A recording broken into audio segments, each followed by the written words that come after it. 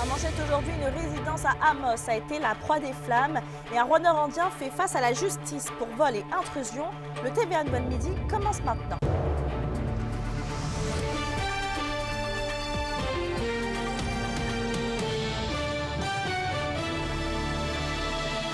Bon midi tout le monde et bienvenue parmi nous.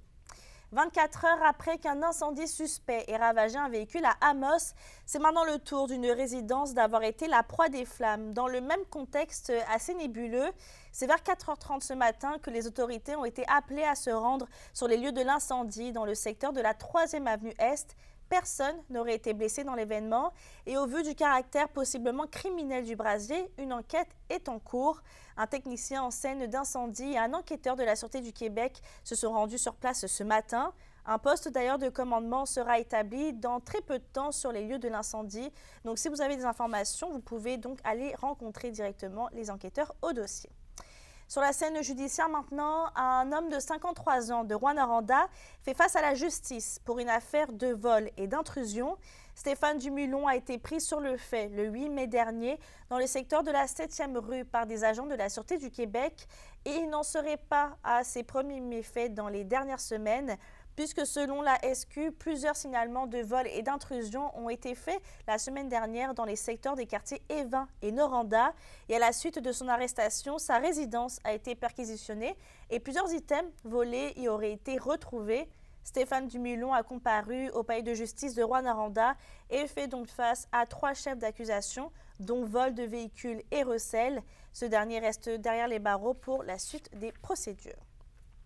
En pleine campagne de valorisation du réseau public de la santé, la Confédération des syndicats nationaux craint des moments difficiles pour les citoyens et le personnel dans le réseau de la santé régional après l'annonce des bris du service du CIS de l'Abitibi-Témiscamingue. Selon la CSN, 76 quarts de travail par période de 15 jours restent à découvert et sans solution. Et ce, malgré l'appel de retraités et le temps supplémentaire qu'accepte d'effectuer le personnel déjà épuisé en plus d'utiliser la main-d'œuvre indépendante. Pourtant, selon les délégués syndicaux, ce n'est pas la première fois que des cris d'alerte sont lancés pour éviter la pénurie tant en hôpital qu'en CHSLD. On a laissé des agences privées, des agences de placement, s'occuper d'embaucher puis de fournir la main-d'œuvre. Puis là, on doit s'affranchir de ça parce que ça coûte des prix qui n'ont pas de maudit bon sens. D'ailleurs, il y a quelques-unes de ces entreprises-là qui sont sur une liste noire parce qu'ils ont fait de la collusion entre eux pour fixer les prix le plus haut possible. On a des bonnes personnes qui travaillent aussi dans la main-d'œuvre dépendante. Les choses qui font en sorte qu'ils ne viennent pas travailler directement pour le CIS, on ne se le cachera pas, c'est les conditions de travail et le salaire. C'est aussi la pénurie de logement qu'il y a en ce moment qui ne leur permet pas d'amener leur famille vivre en Abitibi-Témiscamingue. Fait que je pense qu'il faut vraiment que le gouvernement s'attaque à ces situations-là pour permettre à ces gens-là de venir travailler avec nous définitivement. Puis enfin, pour une fois, de façon permanente, peut-être pouvoir pallier la pénurie de personnel. Dans le monde minier maintenant, Sayona annonce la découverte et l'expansion de nouvelles zones minéralisées sur le site du complexe Lithium Amérique du Nord. Les nouveaux forages effectués à leur complexe de la Corne ont permis d'identifier une minéralisation à haute teneur en lithium au nord-ouest, au nord-est et au sud-est, ainsi qu'en dessous de l'enveloppe de la fosse de l'estimation des ressources minérales. Ces découvertes pourraient, selon l'entreprise, représenter un ajout substantiel au portefeuille de ressources du complexe LAN. La compagnie estime aussi que cela pourrait contribuer à prolonger la durée de vie de la mine. Et d'ailleurs, toujours dans le même domaine, le Québec se classe au 5e rang des juridictions les plus attractives au monde pour les investissements miniers. Cette donnée provient de la publication du rapport de l'enquête annuelle de l'Institut Fraser. C'est donc un bond de 3 positions, alors que l'an dernier, le Québec figurait à la 8e place du classement. Selon les résultats de l'enquête d'ailleurs, le Québec affiche de bonnes performances au niveau de l'indice de perception des politiques. Toutefois, le rapport souligne les inquiétudes du public, notamment avec l'incertitude sur l'application de la réglementation environnementale. Sur un autre sujet, avec le nord du Québec et le Saguenay-Lac-Saint-Jean, l'Abitibi-Témiscamingue trône parmi les régions avec les gens les plus satisfaits de leur habitation. Selon les plus récentes données d'Espace Proprio, c'est 80% des gens d'ici qui se disent d'un avis favorable. Et de manière générale, la proximité avec la nature, la recherche de tranquillité sont ce qui enchante les 2014 Québécois interrogés au début du mois de décembre dernier. Et toujours selon les données du sondage, c'est la maison unifamiliale qui est l'option la plus intéressante pour les répondants. La question du jour TVA, une présentation de Mobilier Bélan qui vous offre depuis plus de 50 ans un service de qualité et un grand choix de matelas, mobilier, électro au prix compétitif que vous recherchez. À la question du jour, on vous demande « Aimez-vous vivre en Abitibi-Témiscamingue » Pour voter et commenter, rendez-vous au tvaabitibi.ca.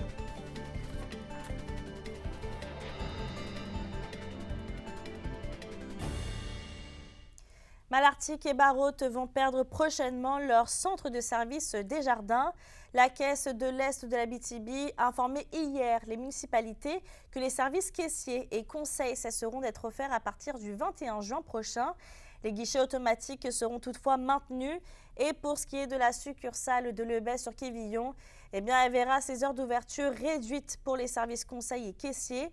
Et on rappelle que dans les dernières années, la Banque nationale et la Banque Toronto-Dominion ont fermé leurs points de service à Malartic. On s'est ajusté aux habitudes de consommation de nos membres qui, effectivement, font leurs transactions beaucoup plus de manière virtuelle, par téléphone, suraccédé. Donc, il y avait une diminution de l'achalandage. Par contre, ce qui est important de retenir pour les gens qui utilisent les points de service de façon plus régulière, ces gens-là vont être contactés. Ceux qui étaient 100% en présence encore, on les a identifiés. On les invite à nous contacter aussi pour qu'on puisse travailler avec eux dans cette transformation-là. Et on reste dans la vallée de l'Or puisqu'une centaine de personnes étaient au rendez-vous économique à l'hôtel Forestel hier à Val-d'Or. On a parlé de la vitalité du secteur économique de la ville. Félix Blaquière était sur place. C'est une centaine de personnes qui étaient présentes au rendez-vous économique de Val-d'Or, dont notamment la Chambre de commerce de Val-d'Or, la Ville de Val-d'Or et la MRC de la vallée de l'Or. Tous présents afin d'établir en concertation des solutions pour la vitalité économique du territoire. Donc aujourd'hui, on a parlé beaucoup des différents enjeux qui sont ressortis, des consultations et du sondage et des différents axes qu'on souhaitait privilégier.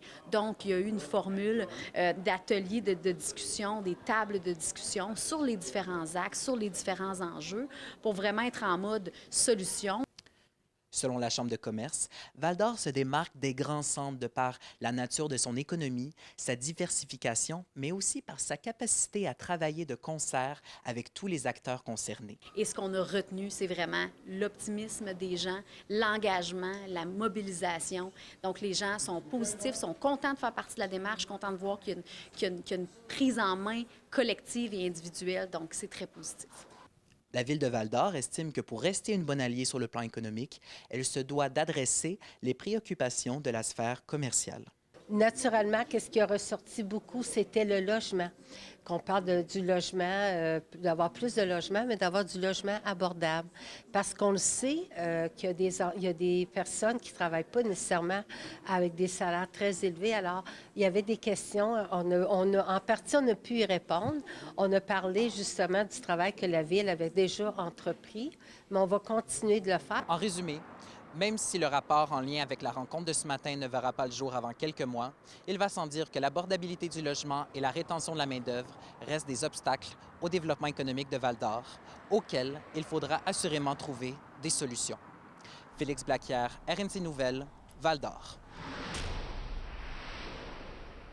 C'est ce soir au Théâtre du Cuivre de Rouyn-Noranda qu'est présentée à 19h30 la pièce La machine du Turing. Les spectateurs pourront découvrir l'histoire vécue d'Alan Turing, mathématicien et cryptologue britannique, pionnier de l'intelligence artificielle. Pendant la Seconde Guerre mondiale, il a joué un rôle majeur dans la cryptanalyse de la machine Enigma utilisée par les armées allemandes. Il a été un héros national forcé au silence et un citoyen persécuté à cause de son homosexualité. Une pièce remplie de réflexions mise en scène par Sébastien David et mettant en lumière le comédien Benoît McGuinness. En raison d'un bris temporaire, le terrain synthétique et la piste d'athlétisme de l'UQAT à Rouyn-Noranda vont demeurer fermés pour toute la journée. Les installations devraient être accessibles à compter de demain. On va parler de vélo maintenant. Le Tour de l'Abitibi Glencore annonce la randonnée familiale Cyclo-T-Tour le 16 juin prochain. L'événement propose un circuit de 69 km entre Amos et Val-d'Or. Les cyclistes sont attendus à 9h30 au Théâtre des Esquerres à Amos. Des collations et du transport vont être disponibles aussi pour les participants. Et pour s'inscrire, les informations sont disponibles sur la page Facebook du Cyclo Tour ainsi que celle de la ville d'Amos.